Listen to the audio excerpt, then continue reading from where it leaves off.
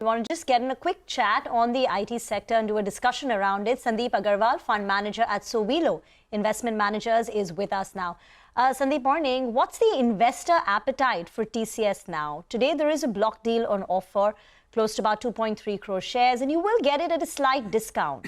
How are investors viewing TCS at current levels and at this price?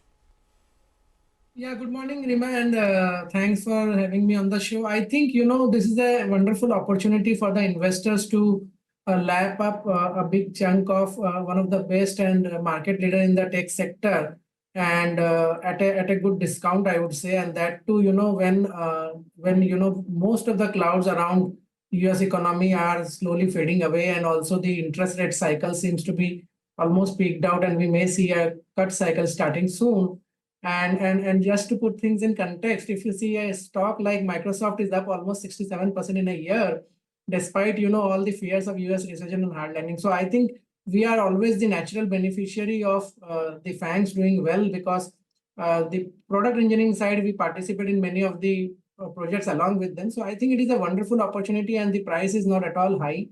And the whole upcycle of the tech sector, which should ideally start up once the interest rate cycle cut starts, I think it is a very, very good win-win situation for the investors at 4,000.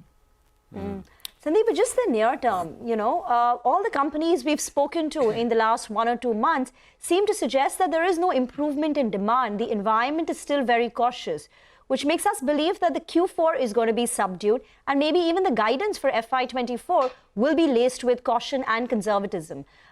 Just in the near term, can you talk about the demand environment and what have you picked up in terms of the trends, and what could be the guidance from the likes of Infi and HCL Tech? So Rima, you are absolutely right. If you listen to any of the management right now, if you meet the tech expert, no one is willing to commit a bigger number, or no one is saying that the future will be good, because they are commenting on what they are seeing. But I would only like to highlight that in last 22 years, you will get at least 11-12 instances when from a very, very negative outlook, within 1 quarter, the outlook has changed dramatically. And it is not very long history. You just go and see post-COVID what happened. During COVID, everyone was guiding for a negative growth for the full year, and everyone ended at a positive growth. Post-Lehman crisis in 2010, I remember one of the largest Indian IT company guided for a negative growth for the next full year, and that next full year was actually a 15% plus growth. So, this is the risk which investor has to take, keeping everything in context. And I think if interest rate cycle cut starts, a lot of money will be made. And if FANG stocks are doing so well, they are all like, almost at new high, except 1 or 2. I think, the flow of work will definitely come. So I would say that, yes, today, based on commentary, it looks negative. But I think if you take a 6 to 12 month call, there is a lot of money which will be made, because the Indian IT sector has not at all benefited from the what has happened in NASDAQ and what has happened in the Big 7 in US. I mean, actually, it's a hurt, right? Even as we're talking about whether the US economy is in great shape or super great shape, and the market, and here there has been nervousness for the last year and a half or so. But Sandeep, Coforge, before we get to some more of your picks, right? Sharp weakness yesterday. Did you expect it? And again, I mean, on that specific name, if you track it, is it an opportunity to buy?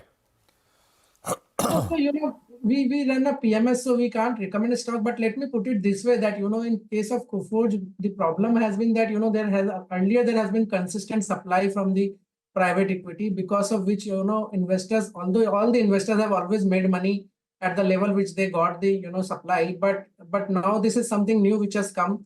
Obviously, people are very curious that what is going to happen with this money, and if there is some allocation which doesn't go, or which doesn't generate the kind of return which investors expect, then obviously there will be pressure. So, Coforge, exceptional management, very good quality execution, and very good delivery, but consistent supply. And now this new thing has been something which, investors are very difficult for them to comprehend, because the supply is consistently coming. So I think that is one concern which has been there, and because of that, that weakness has showed up yesterday, in my view. Sandeep, in 2023, mid-cap IT greatly outperformed large-cap IT. What is the broad call coming into for 2024? So, I think that the mid caps which are doing extremely well, and they are, in specific segments like product engineering or ER&D and all, they were supposed to do well and they will continue to do well. The only thing is that, sometimes the valuations are looking so expensive that you have to think that, there could be phases when there could be time correction, those could be elongated. And other than that, I don't think there is any challenge because see, this mid caps, which 5 years back didn't get any, used to get 50% discount multiple to the large caps. Now they are still being called mid cap, but the sizes have gone up dramatically. So, while in the context of TCS and Infosys, they may look like a mid cap, but they are no more mid cap. So if you compare the size of today's mid cap, they would be 10 years back, they would be the size of what was the size of large cap. So I would say that, this company still will outperform in terms of growth by at least 2-3% the large caps, but the multiples also are very demanding. So I would say that, we have to be cautious about what we are paying for the companies for a slightly higher growth. But overall, I think, the sector is going to do very good. We are just a quarter away where you will get a lot of clarity on the strong demand environment, which should, open up because the product, we will be natural beneficiary of the contracts which should come through from the largest economy. So you expect the demand environment and the commentary from the managements to turn positive in a quarter or two.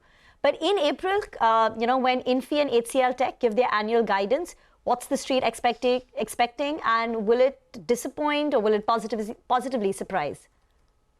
So, in case of Infosys, they are ultra conservative always, and barring one or two instances when, their ultra conservative guidance also they have to cut down.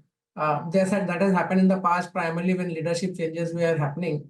So I would say that, they will continue with their conservative stance. And if someone wants to be, taking a call on the sector based on only one company's guidance, then it will be little, challenging. But I think that HCL will not disappoint on the guidance. I think if the expectations are reasonable, I think the guidance will come through. And as I said that, maybe in June, July month, they will get more clarity on the demand environment. Right now, budgets have been freezed, but budgets always have an opportunity. Some of the clients can come, new clients, and those things can happen. So I think, we should not bet our investment only on the guidance which company is giving, because in the past, there is clear history that guidance have been always beaten very nicely with a substantial margin. But any number that the market is expecting from Infy and HCL Tech? I think, everyone is at a high single digit kind of range. And I think that number should come. And there could be some positive surprises as we go on execution in the second half. Got that. By the way, Sandeep, just a quick question. Are you, in your PMS, are you only focused on IT and tech? No, it is a general PMS, but obviously, there is some flavor of, higher flavor of tech or proxy plays. So, and since I have you, we have you with us, what are the other areas which you're very bullish on? Where you still find lots of opportunities? Yeah. We see this whole PLI scheme thing. The manufacturing sector is our focus area. Also, we are very positive on some of the power sector ancillaries, like primarily on the transformer side. We are also very positive on the per capita plays. So these are the three things which we play: manufacturing, per capita income rise, and the power ancillaries. These are the areas where we are focused a lot. And I think there is a very good run up in next 5-7 years in this space. Sorry, per capita theme. What? Basically, this all these restaurants and the retail chains and the likes of Titan, Trent, and all these things. Okay. All right. Got that. Sandeep, great conversation as always. Thank you very much for joining us and running us through what you're making of the IT space and a bit more as well.